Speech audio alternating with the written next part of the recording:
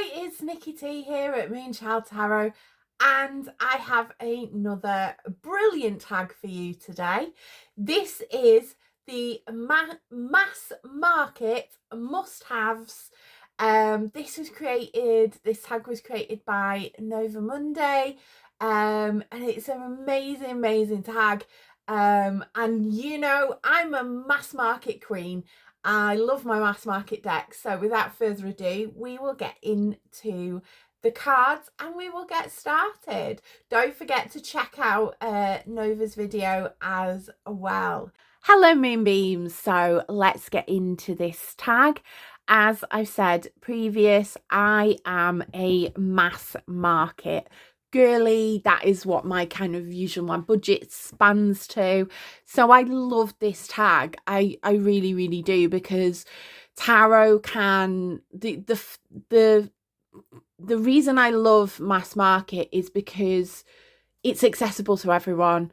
You know, you can get a tarot deck for £20 usually, around that same thing, so it means it's a lot more accessible to people, and I'm kind of all about as many people as possible reading the tarot for themselves and for their own development and practice. So I absolutely loved this tag. One more thing I want to say before I move on. I'm just acknowledging that the creator of this tag, Nova Monday, is from Iran, and I just want to send my kind of thoughts and wishes, because it's a real struggle with the, you know, in the political climate we've got at the moment and everything. And yeah, I just wanted to kind of send some love over to her. So let's get into the prompts. There's 11 prompts, and it really got me thinking, because there's quite a few where I could, especially the shadow deck one, where there was so many decks I could have chosen. And then some I was like, oh, I was struggling. So I've been moving it around, and I've been playing around with the prompts all of yesterday. So we're going to get on to the first one. So the first prompt was best for practical, daily and mundane matters. Now, I really did struggle with this one. And the deck that I'm going to bring out is a little bit season specific. You'll probably know when, as I've said this, it's very season specific. But I do find in my collection, this is the best one for kind of your 3D matters, your practical kind of application. And I probably would use this throughout the whole of the year. I know that they're going to be bringing out hopefully a spring, a summer and an autumn, so that kind of practical energy hopefully will transfer into the other decks. So this is the Seasons of the Witch Winter Tarot, and I just found when I was doing my daily pulls with this, it was very much talking about 3D matters, you know, things that are grounded. It's very kind of earth energy, like practical, kind of everyday things that was happening. It's I think it can go into being, you know, quite philosophical, quite deep, but the way that it's connected with me is that it's been very much practical family matters, kind of things to do with the home, things to do with, you know, your kind of everyday. And I really do enjoy it. I don't really have a lot of decks that are kind of those decks like I keep thinking like the Wild Reflections Tarot, where it's placed within everyday kind of real life. I don't have a lot of decks like that, and I think this is the kind of closest that I've got to it. Although I'm quite keen on the Wild Reflections. It might be something that comes into my collection at some point.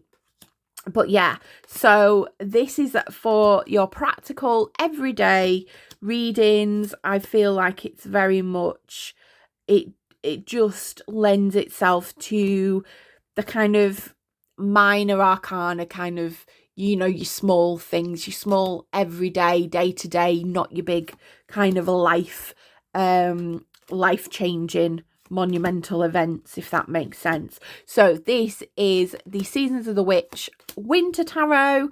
I have kind of put this away a little bit, but if I want a practical reading, I will bring it out until they release the spring, summer, autumn and ones, because I do like this so much. I probably will look at getting at least one of the other sets. So yeah, so this was the Seasons of the Witch Winter Tarot, and that is for the first prompt. Now the second prompt is the decks for love and relationships, and again, this was a collection I don't have a lot of. I do have another deck that I do like to use for relationship readings, but that is an indie deck. So the mass market one that I have that I use for, and I don't use this for relationship readings as much for me, but I'll tell you how I use it in a second. And a lot of people have mentioned it. This is the Goddess of Love Tarot. I have seen a video, somebody's edged it in blue and coloured the moons, and I think that's an amazing idea, because for me, I'm not a pink girl. I'm not like everything has to be pink. I'm not very girly. And I think that blue made it a bit like the contrast there. I really liked it. So I might think about edging this at least in a kind of a contrasting colour. So I'm going to have to be very careful with, I'm going to have to be very careful with the images that I show, because this deck has the YouTube algorithm doesn't like is artwork with naked bodies. So yeah, so this, it's really good for relationship readings. It does have that kind of real relationship energy vibes. The imagery is really good to kind of go intuitively off. I'm not as keen on the borders, and I might actually think about trimming it. I don't know, because it is quite a strong border. I'm gonna start modding some decks. It's got a really good guidebook. It's really detailed. I use this personally for self-love readings, so I use this for relationship readings a lot with others, but I use this more for like that self-love kind of, and connecting with the energy of Aphrodite.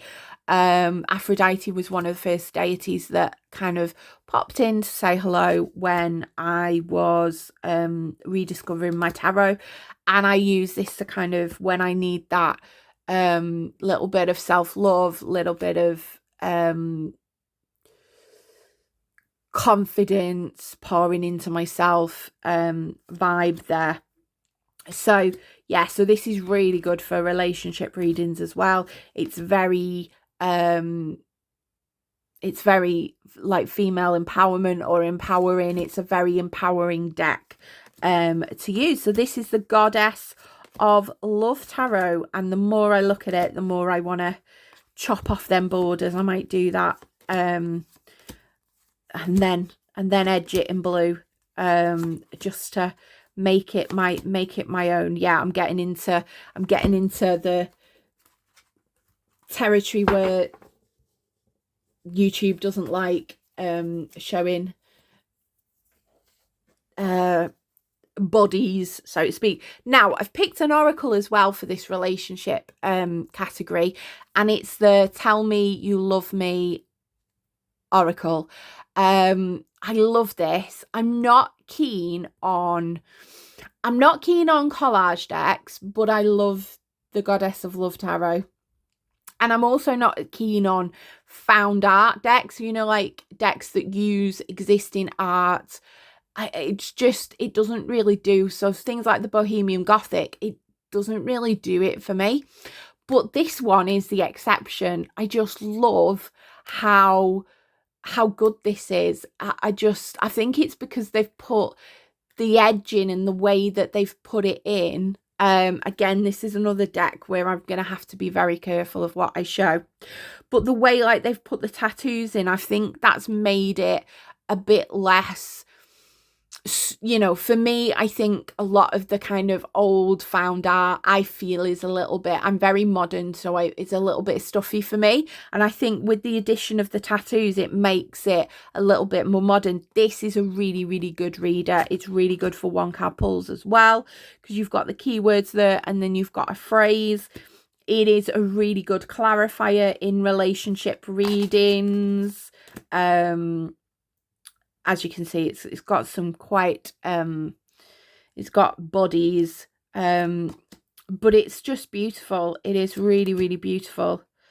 I just love that. And I think because I do art journaling, and I think this is the kind of style that I like, adding on to existing works and adding into it and drawing over it and kind of adding things. That is the style that I like to do with my art journaling. Therefore, I like this. You can get a French version of this, which has got gilding, gold gilding on the front, and that in is a bit more, I think, luxurious. I think the French version is kind of a nicer deck compared to the English mass market. But as I'm getting to know the cards, I'd be like, I love this image. I'd be getting more, and I'm not a flowery person, but I just think that they've made it work, and this is really reasonable. Like, I just love how they've added the tattoos and everything. They've made it their own. And I love his expression in his hand there on his chest, and he's like, it's almost, to me, I know it's like help support grounding, but it's kind of like, oh, how dare you? They're very expressive. This is beautiful. Very expressive faces.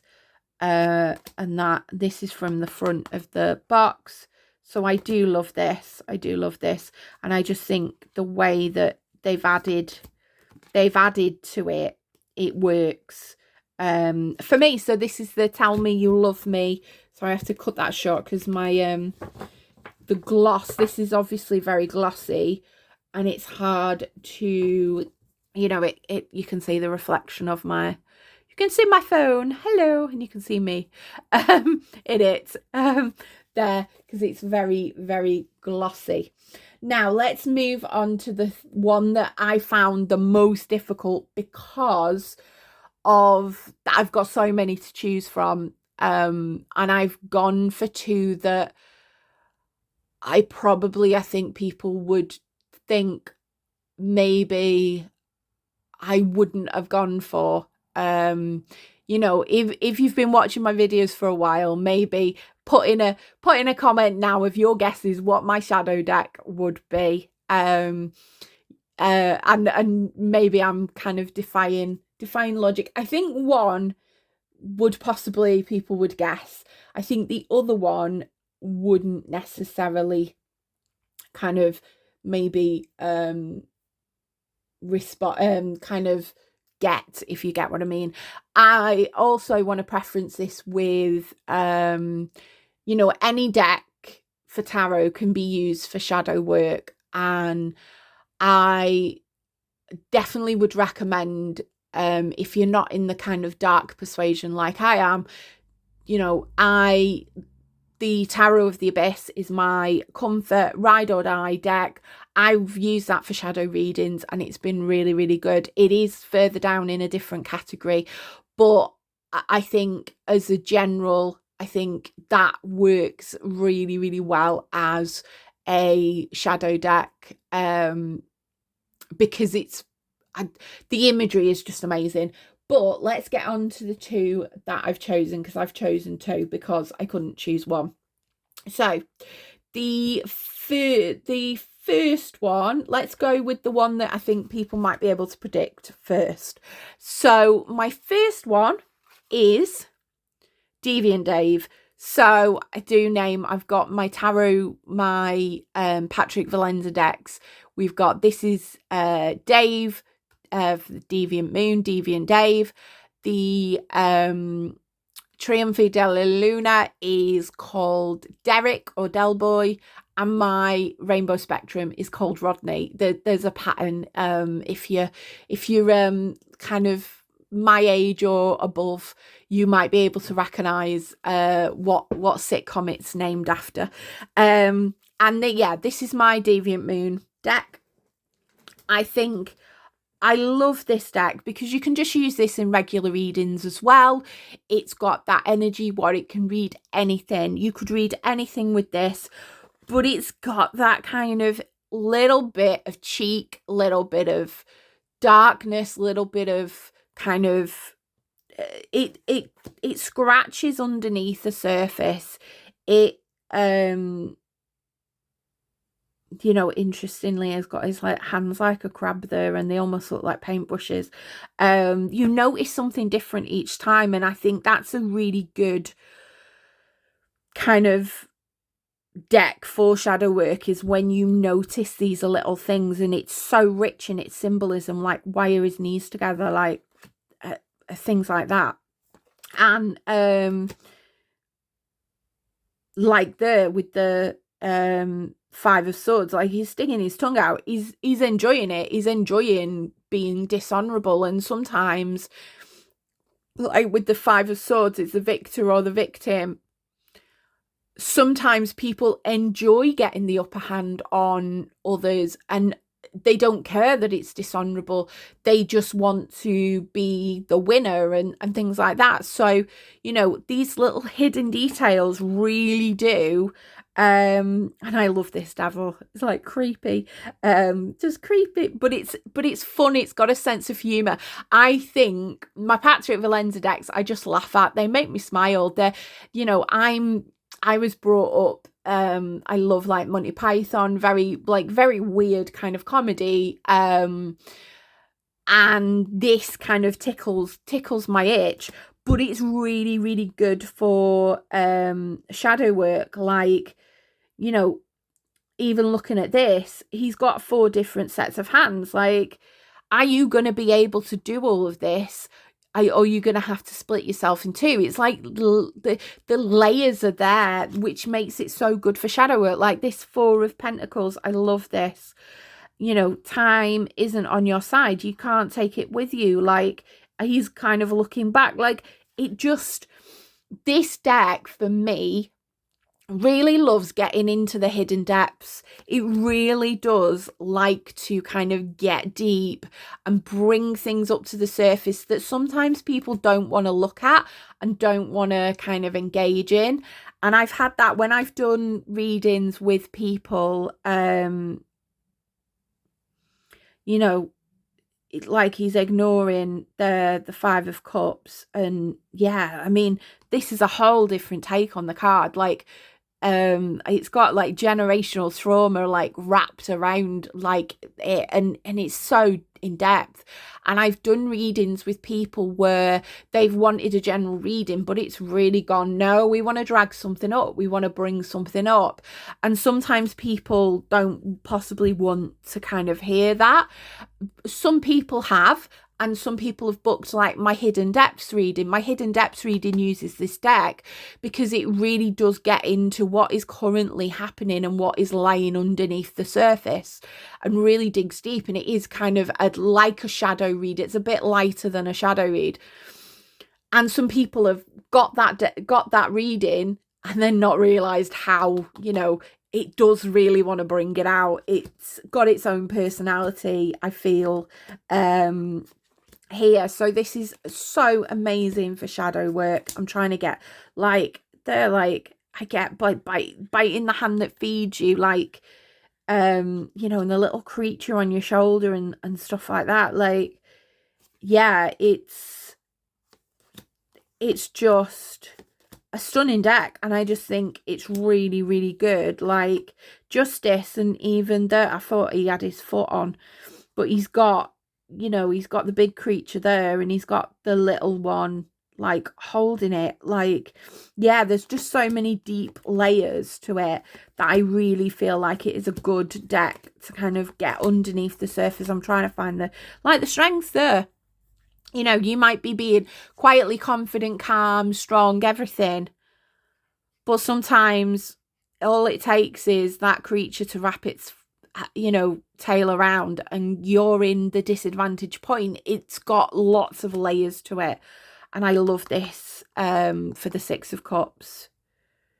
The Punch and Judy, like we all used to rejoice at a Punch and Judy show, and it was one of the most violent things ever.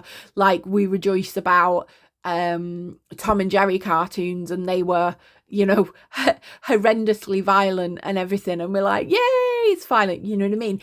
It's got that edge, it's got that humor to it. I'm trying to find the Hermit, because this has got my most favorite, some of them are upside down, favorite Hermit card ever, and I'm trying to find him. Where is he? I'm trying to, because it really does sometimes in capture. There it is. Like this Hermit, like it's like hiding, and sometimes we do hermit ourselves, we do isolate ourselves because we're scared of what we see. We're peeking out, we're kind of like, don't look at me, don't, you know what I mean? And we hermit ourselves in order to protect ourselves, to have like self-preservation. And I really do love this. This is my favorite Hermit card, definitely there. And it's just like, yeah, we sometimes go against that innate wisdom that we have, and we isolate or take ourselves out of it, out of the situation, because we're scared and we're fearful. And it's having that wisdom to face those fears and go through it, and to push through. So I love this. This is my favorite deck for shadow work. This is the Deviant Moon Tarot by Patrick Valenza, and again, it's easily available, mass market. All of these are in print and available, like mass market, ranging from about £20 up, you know, up to about, I'd say 30 ish. This is the one that possibly you could say, oh, we didn't think of this one. This is my horror tarot, and I do love this for shadow work. I've used this for shadow work for myself. I just find that Abigail Larson's artwork is stunning. It's amazing. It's so evocative, and I love it. And I'm so looking forward to her new deck with Sasha Graham. I think, I can't remember if I get them. I think it's Abigail Larson who does the artwork, and it's Sasha Graham that does the book, the write-up. This wasn't Sasha Graham, but they did the Darkwood tarot, which is one that I kind of keep looking at and keep debating, and I think I'd probably buy that more for the guidebook than the deck. I think this is more my style, but I'm so excited that they're doing a vampire deck, so I'll be buying that. I don't care, I'm just going to be buying it because I just love this artwork. It's so good. The cardstock is a bit cardboardy, and I've had to kind of break it in, but now it reads really well. Like, look at that Nine of Swords. Like, it just does really well for shadow work. Like, it's got the Two of the Cups, but, you know, she's in the vulnerable position, he's in, you know, it just,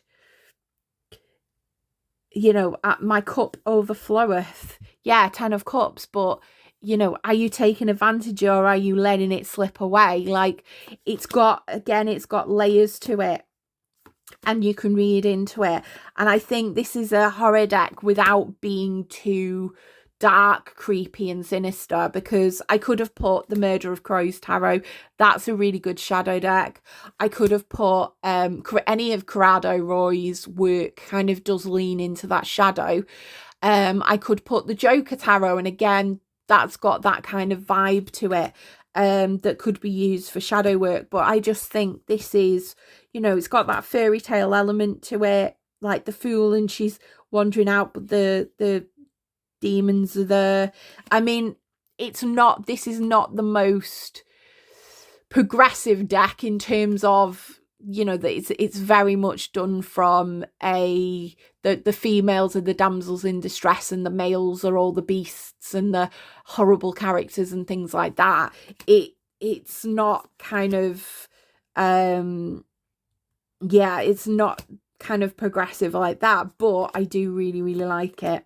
And it is a beautiful, like that spider for the devil. Yeah, it is. So this is a really good deck for shadow work, and I really enjoy using that. And if I wasn't using my Deviant Moon for my hidden depths read, I would probably use this, because again, the artwork is kind of more accessible. It's not everybody wants to see, you know, the dark, the things like the Murder of Crows and everything like that.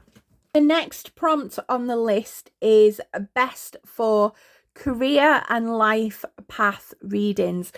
And I really struggle with this one because, again, I don't tend to do that many readings that are pertaining to career and work and things. But then it suddenly struck me about tarot is for me as well as other people. So I have picked a deck that I primarily, when I've got an issue to do with when I've got a question about what I'm doing, think like with my channel, with my TikTok, with my readings and stuff, and my kind of spiritual life, like work in general, I tend to go to my Thoth.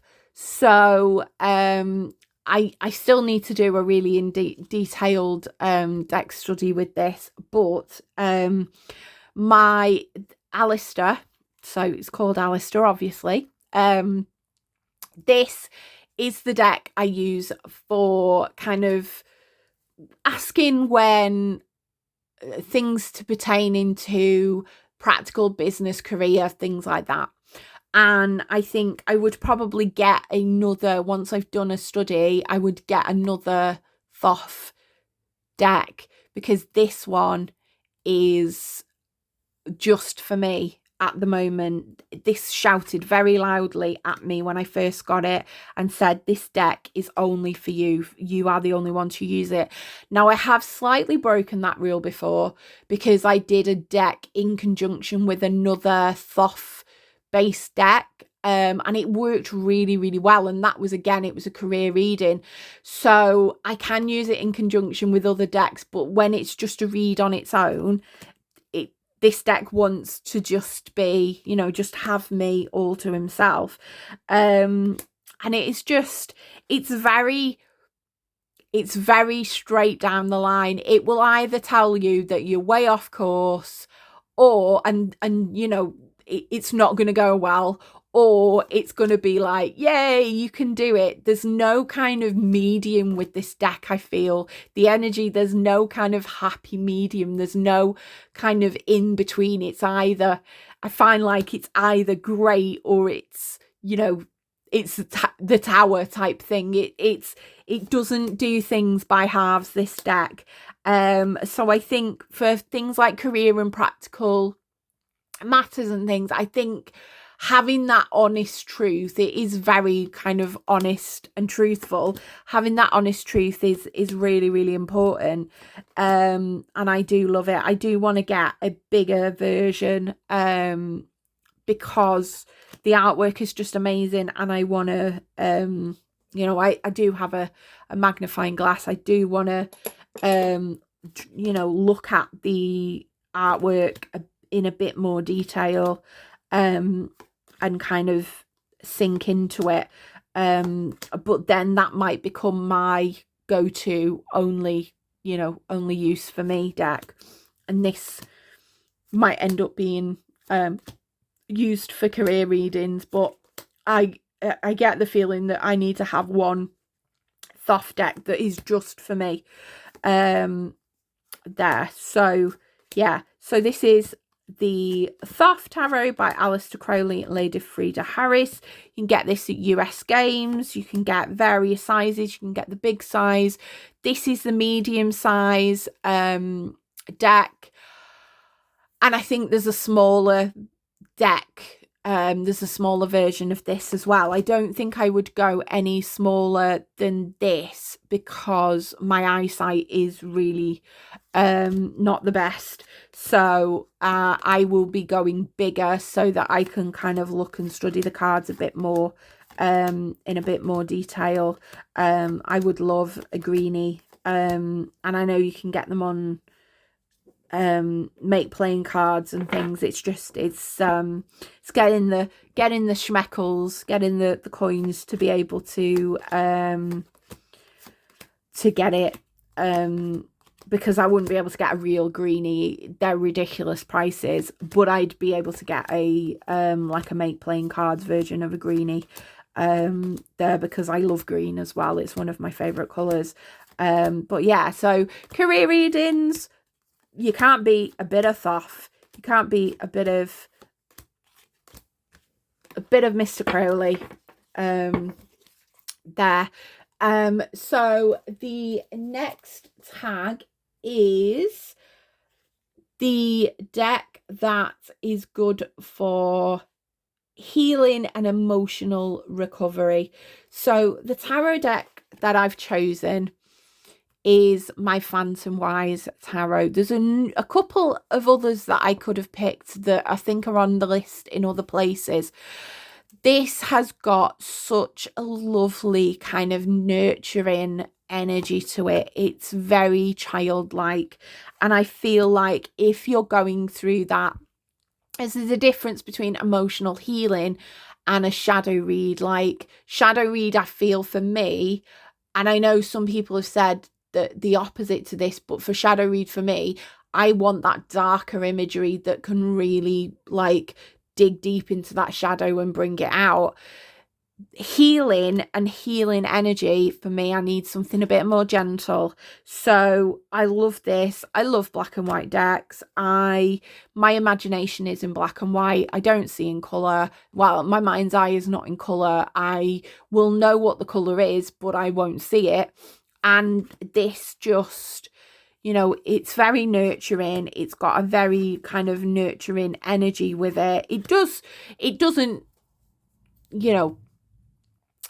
mess around. It gives you the message where you need to, but it does it in a very gentle way. It does it in a very softer manner, and I've done some what could have been difficult readings, and this is kind of cushioned the blow. So I could also recommend the Bone Stone and Earth Flesh Tarot as well. I'm using that for my deck study at the moment, and again, that's another deck that's got that very gentle, healing, kind of nurturing energy to it. I think any of Anatorian's decks have that gentleness about them in the artwork that makes you kind of that gives them healing vibes.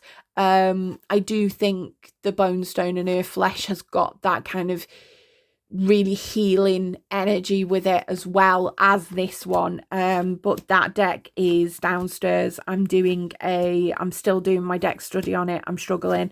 I've only done 20. I think I've only done 20 something. I've got about 50 other cards to do. And I might end up leaving it for the moment and putting the book away and going back to it, because getting through all 78 cards is hard anyway. Back to this deck. Yeah, so this has got such a comforting, like childlike energy that it just holds your hand gently while you do the healing, while you work through it, while you get through that thing, and it's really, really reasonable. I think it was £20. It's really, really reasonable, and it's really good quality cardstock. I mean, it's I always comment about how scratchy it is, and it is a bit scratchy, but it is such good cardstock. It is going to last you a long time, this deck, and it is beautiful. So this is the Phantom Wise deck, and I'm gonna pause a little bit so I can go downstairs and get the other decks there. The Oracle deck I've chosen for the healing and grounding energy is the Solitary Witch Oracle. I know I've said this on my channel, it's too big. It's a very big deck. I am going to be modding this, so I am going to be trimming off the borders and trimming some off the top and the bottom in order to make it easier for me to handle. I have, you know, holding this is a bit of a struggle with my hands.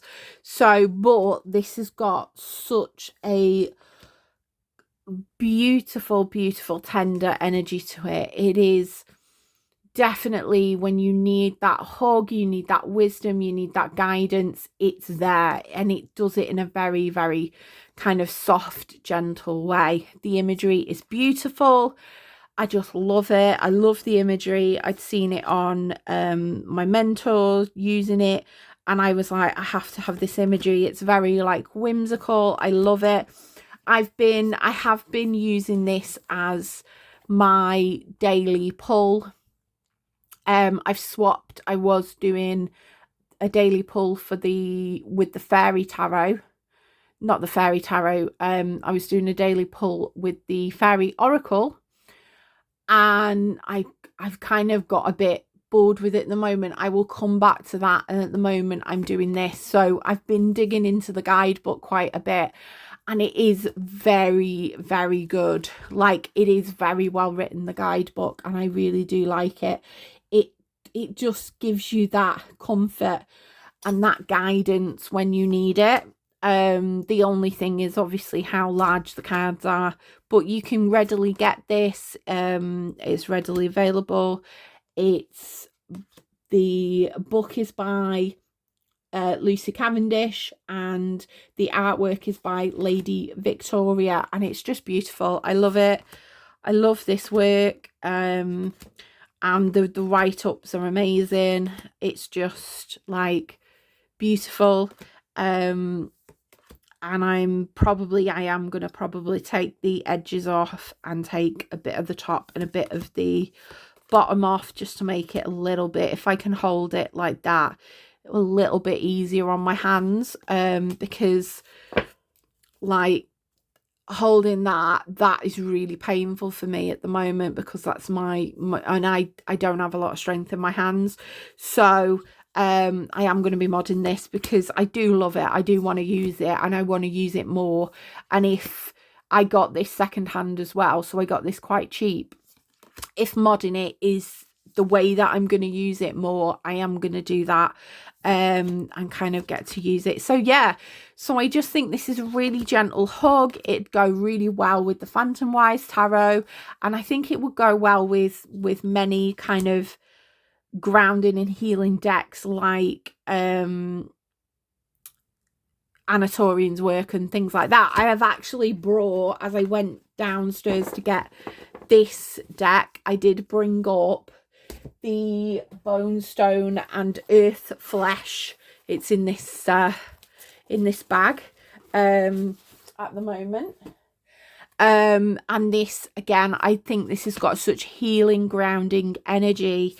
It's so gentle, just kind of guide you through, and I love it. And again, this is readily available. You can get this at like Oneness Emporiums, where I got it from, and it's just recently came out in about November, December time, and I just love this. Anatorian's work is amazing. Tarot of the Abyss is coming up a little bit later. I'm upside down now. I've started edging it. I think I need to go over it again. but I'd edged it in this like lavender purple. I think I need to go through it a little more and do that, but I love it. I do love this deck. It's just got such a hold your hand while you're doing it. It gives you that guidance that you need. It's not too abrasive, it's not too kind of stark, it's gentle, and I think you need that when you're doing healing and kind of having that healing energy there that's with you. And it's a good all-rounder deck anyway, I think, because of the way it's drawn and written and things. But yeah, it's got lovely energy. So that is the bone stone and earth flesh tarot, and I have edged it myself, but I'm just looking, it does need a bit of work behind it. The deck I've chosen for decision making and gaining clarity, I've chose a Marseille inspired deck, and I've chose the ink and intuition deck, or inspiration. I can't quite remember, but ink and I'm sure it's ink and I would say ink and intuition, but it's ink and intuition. Yeah, so I just think this is a really clear cut deck. It doesn't dilly-dally, it gets straight to the point, it tells you what you need to do, and it's a very kind of, I wouldn't say blunt, it's not blunt in a kind of hurtful way, but it just tells you what you need to do, and that's it. It doesn't it gives you that decision, and then you just got to move on with it. You just got to choose whether you're going to take it and whether you're going to go. And I love that it's got like hints within the card, so it's not a traditional Marseille deck in the way that the minors are all just the cups and stuff. It's got a hint in there, like the piece for the 10 of cups. It's not laid out like a Marseille, so it's not a traditional Marseille, but it's got Marseille influences. And I think, like there with the heart and the swords going into it, it's got hints to the meanings within it, and I really like that, because again, if you're trying to move on to pip style decks and you're trying to move towards kind of maybe reading Marseille and things like that, a deck like this is really good because it gives you some of the clues and then you can move on. And it's just a really good, it just gives you a decision, it tells you what you need to do, and then just gets on with it.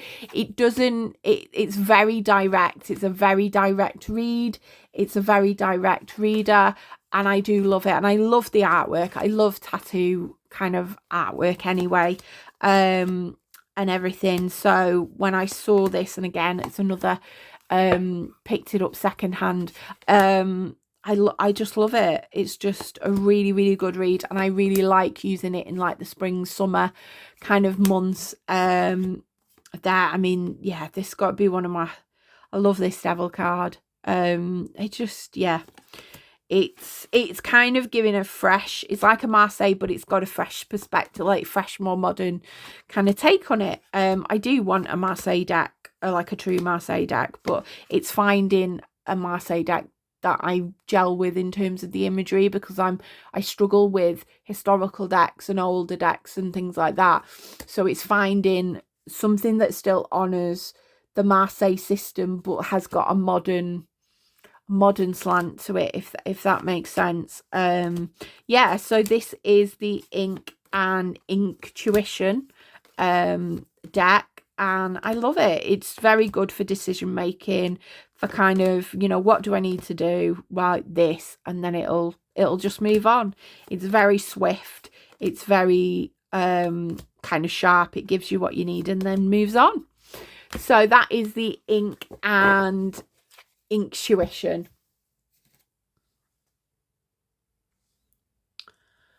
Next is the deck for daily card pulls, so daily guidance or daily pulls, and I've picked my Trionfi della Luna. This is Del Boy. Again, another Patrick Valenza deck, but I, love his work. There are a couple of artists where I do really just love their work, and I will, most of it I will get.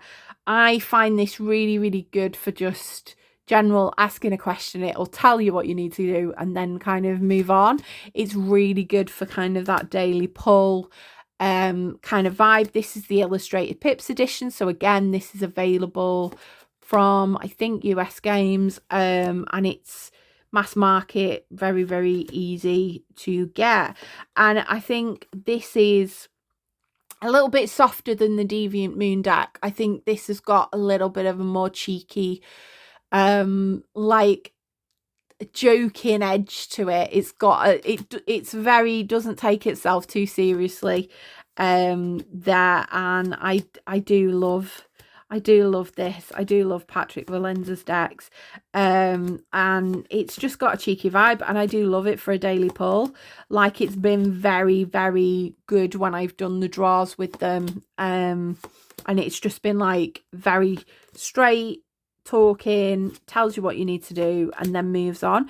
And because sometimes you don't want to dig in that deep on a daily pull, and I think you just want to kind of know what the essence of your day is, and then you can just move on. And I think this is a very good one to use with that. I know it's not everybody's cup of tea, but it's my cup of tea, and I love it.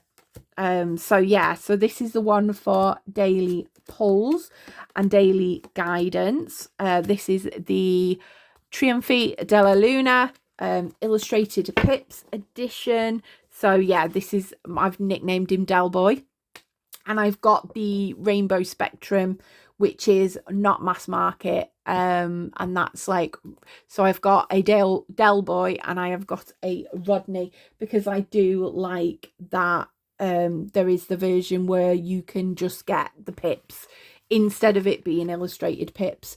The Oracle I've chosen for the daily pulls, I've chose the Demon of the Day. So this is the Demon of the Day by Travis McHenry.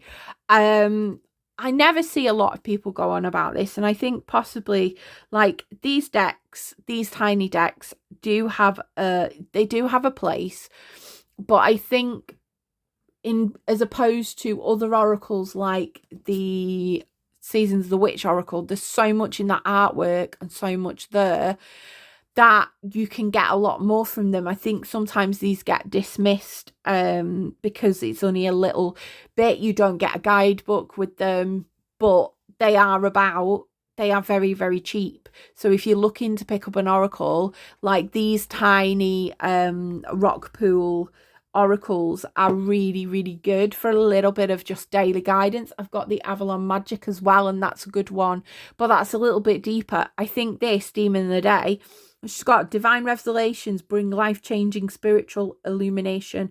Be mindful of those revelations given by the burning bush. Like, it just gives you a little bit of guidance.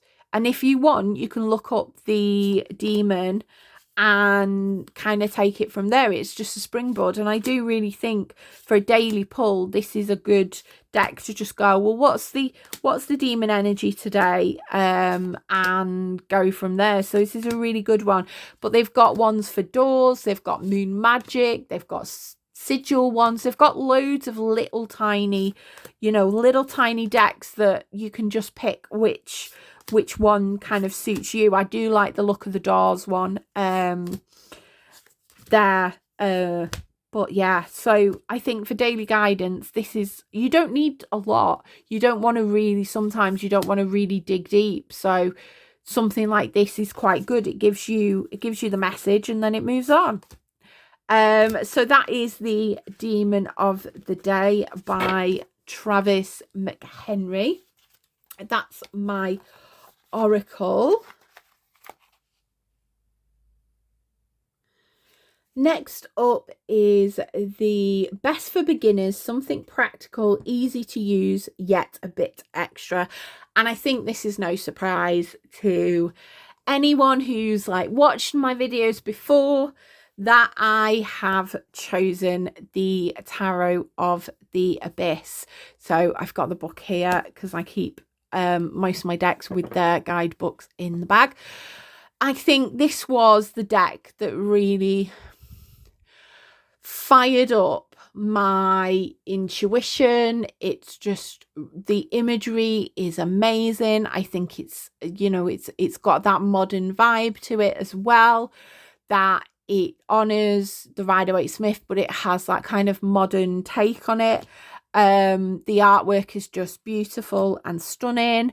The guidebook really explains it in quite a bit of detail, and I just think this is extra. I love this deck. I will constantly be championing this deck forever, because I can just, and again, if I'm, you know, not feeling like I want to push myself too much, I can just always go to this deck because I've worked so, you know, the imagery is just so evocative. And I think learning on a deck like this, if you like the idea of black and white decks, this is a really, really good deck to learn from. I know, like, decks like the Lightseers, again, they've took it and put it into a more modern perspective, and it is really, really good. Again, you know, if I'd say, you know, if you like your color, maybe look at the Lightseers, because again, that's very similar. But I love Anna Torian's work. I've got all of her decks at the moment, and I'm going to be getting the Oracle.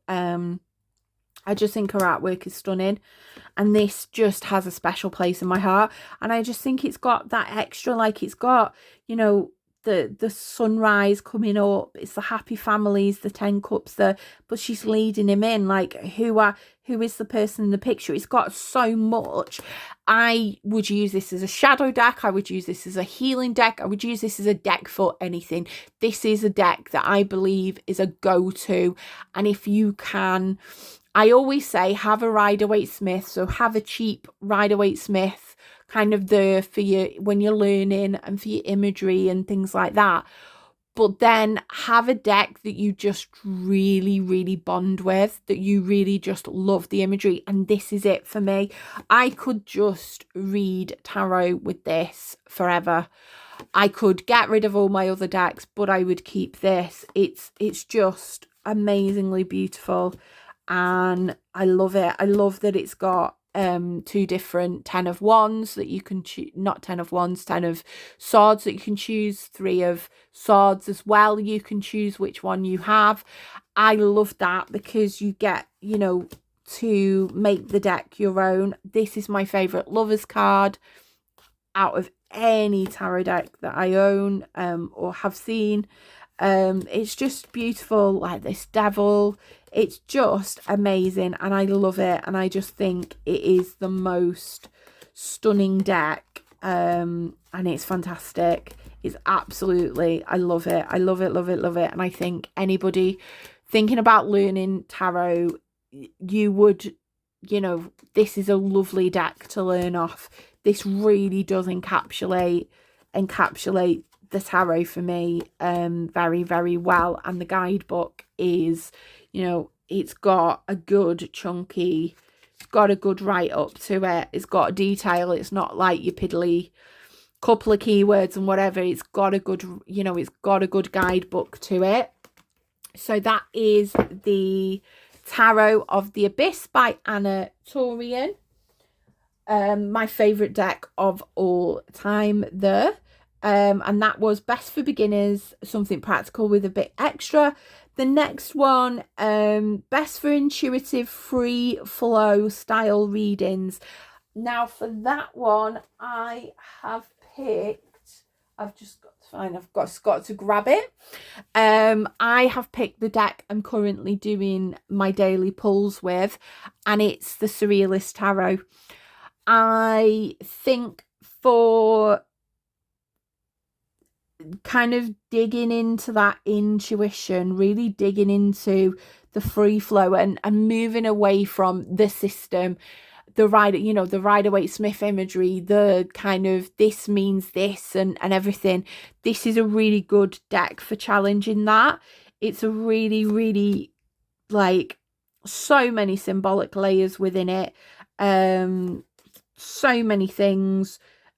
Again, it might be one for your magnifying glass so you can see them finer details, like it's got the fire, it looks like the fire horse, actually. There's so many hidden depths within these cards that you can kind of really free flow it and really go to town with it. There's so much, like, there's so many details in the imagery that I think these will take on a different meaning, and a different kind of vibe when you're reading them. And I really, really love, like, this Eight of Cups, like, it's all connected together, and all the cups are making the kind of mountains and everything. There's just so many layers to this deck that I think you can read this very intuitively and really kind of dig deep. There's so much there. There's so much to kind of to see. We've got the sheep coming up and stuff, and when I saw that, I was like, oh, is it like lambs to the slaughter and stuff? The innocence, the innocence of Temperance, you would assume, is kind of a very pure, innocent character. It really does kind of dig. It really does dig deep. And I love surrealist art. I just love getting things twigging and seeing stuff and seeing things differently, like this Ten of Wands. I was looking at this, and it's all connected together. All of this structure is connected to that person, connected to that person. There's an elephant there with, like, really long legs, like and this is like the cross that Jesus carried, and again, to me, with it being at the top, I saw kind of puppeteering. Like, you can get so much from just one image. I would say if you've got dodgy eyesight, you might need, a magnifying glass for it, because it has got so many of those hidden details. Like with this one, I was like, well, why is this guy in a bowler hat zooming off with the fire and stuff, and why is there a shoe there and stuff? It brings about so many questions that I think really kind of gets that intuition speaking. Like, these are all the hooves of paintbrushes and stuff, and that really, like, I really got a good feeling of this card when I was looking at it, and it's like, well, why is there a big chunk there missing and stuff? It gets you asking more questions than answering, and it is such a wonderful deck. It is a bit of a head scratcher, so it's not kind of, you can easily do a quick reading and go, this is something where you would have to really deeply think and really deeply kind of ponder and look onto it, but it is such a good wanted to excite that intuition, to really get you thinking and to get you looking at the tarot from a different perspective, and that's what I would imagine that the kind of free flow intuitive decks would do. So that is the Surrealist Tarot. The next category is the best for taking to parties for fun, engaging readings. And I've picked the Everyday Witch Tarot. This is the mini edition. It's like, as you can see, it's tiny. You can see it's well battered. I got a second-hand copy of it. The box was in perfect condition when I got it, but it's been in my handbag for well over a year, and I just think this is a really, really good one. I keep this in my handbag because this is a really, really just all-round reader. It's not too dark, it's not too cutesy, it's kind of just got that right kind of vibe to it, where that people can identify with what they're seeing. I do kind of think that I might get a full size version of this. I've used this to read for others, so I've used this at like Halloween parties. I've used this reading it outside, so I've took my deck out and I've read it sat on a park bench. Like, it's just a really nice reader, and it's got a lot of imagery that you can kind of dig into and use that is quite easily accessible. And yeah, it is a lovely read. I do want to use it more than I do because I just have it in my handbag. And I don't usually do a lot of readings on the go. This is the smallest deck that I own as well. And it's just a lovely little deck. I think it is good for kind of parties and that. It's good for if you want to do big, 12-month readings, because the deck is smaller, you can fit it all on the table. And it is good. It fits in a little bag in my bag, and I can just read at any time if I want to. So that is the Everyday Witch Tarot. So I keep it in a little bag. I do keep it in the box in a little bag, but the box has seen better days, unfortunately. But tarot is meant to be used and meant to be read. So and I didn't pay a lot for this. So yeah. But that's readily, you can get the big size version, mass market, and you can get the this little version as well. It's just a very handy thing. Another one I have picked for parties and just like general funner, more engaging readings is my Labyrinth Tarot. This is a pip deck, so reading with it, you have to be kind of acquainted with your numerology and things like that. But this, if people who have seen the film Labyrinth will be able to understand and know, and I think that's what gives it that engaging.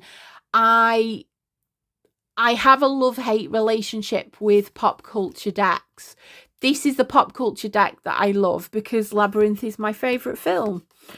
And I can use the cards and explain through using the film. And I think that's where it makes it engaging, where it makes it more kind of fun and things like that.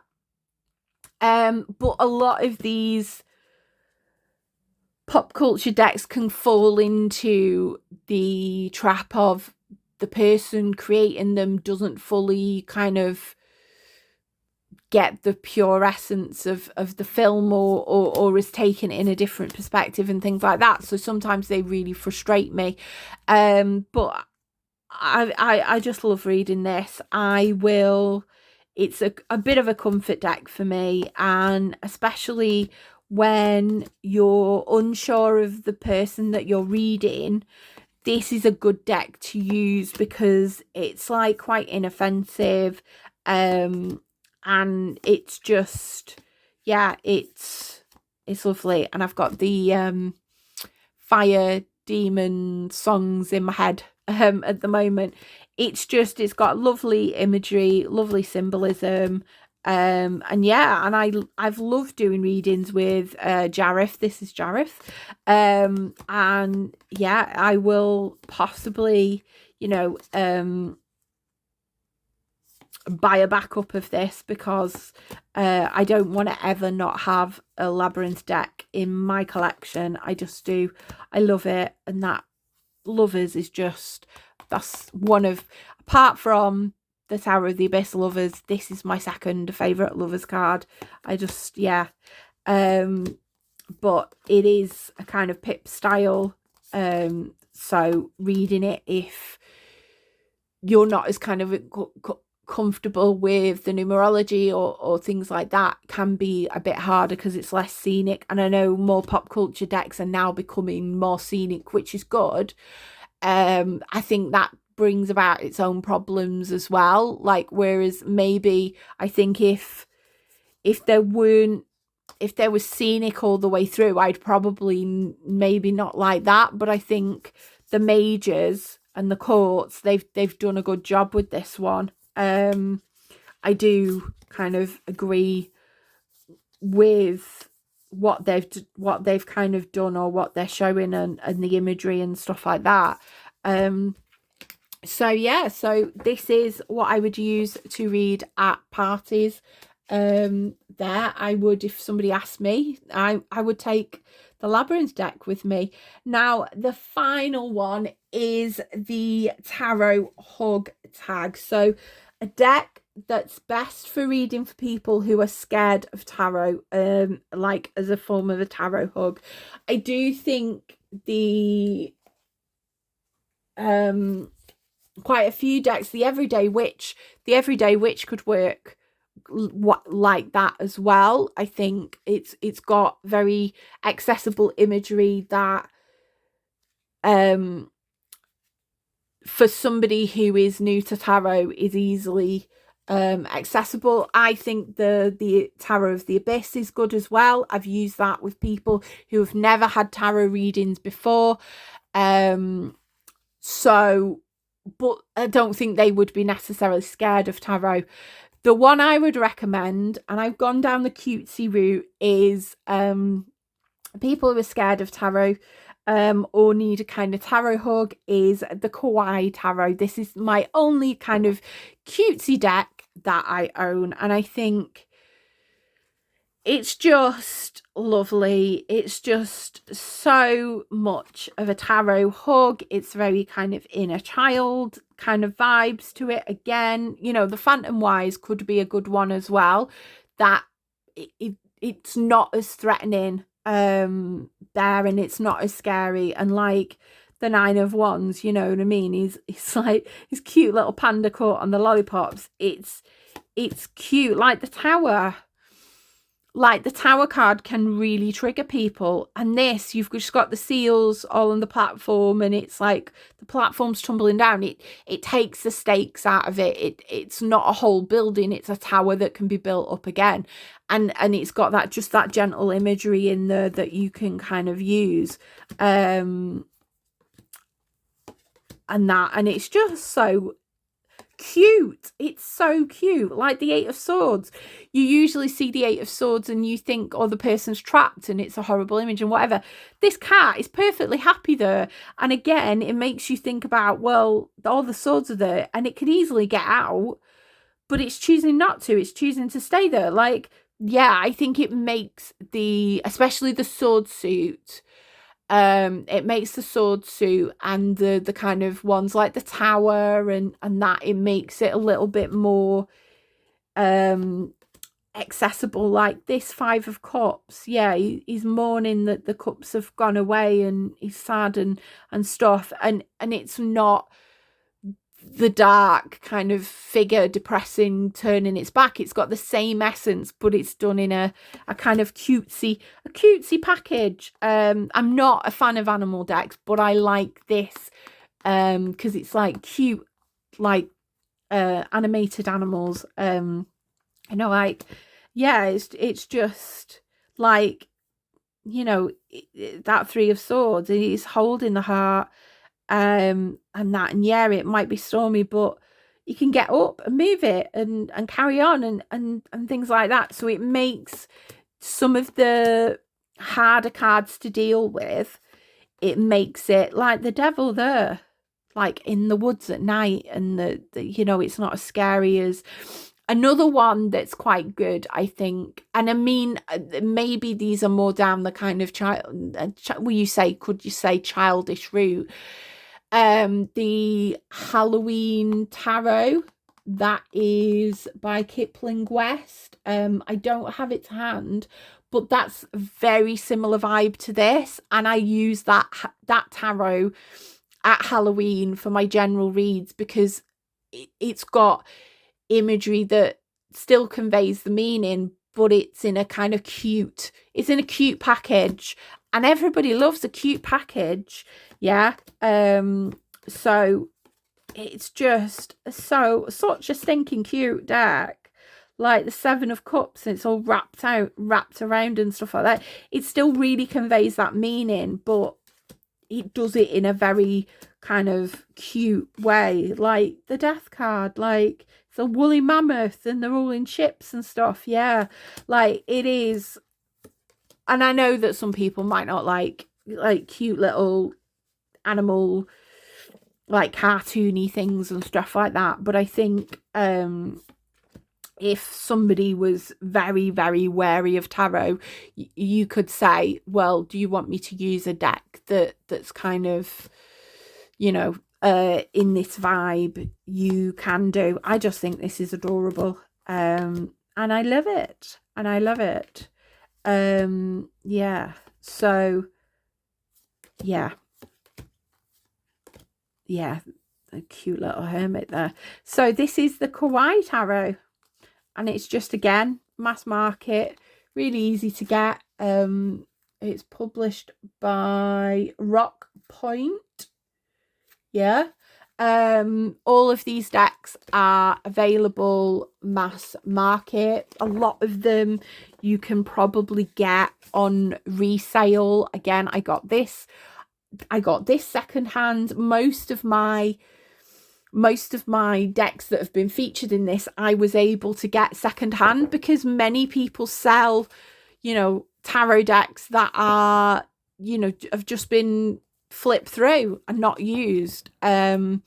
So jump on that chance, have a look on the selling sites before you go to, you know, your tarot shop. And I would advise going to your tarot shop, like there's Oneness Emporium here in the UK. Oneness Emporium, Tarot Grove has got lots of indies, lots, not mass market, but Oneness Emporium has mass market decks.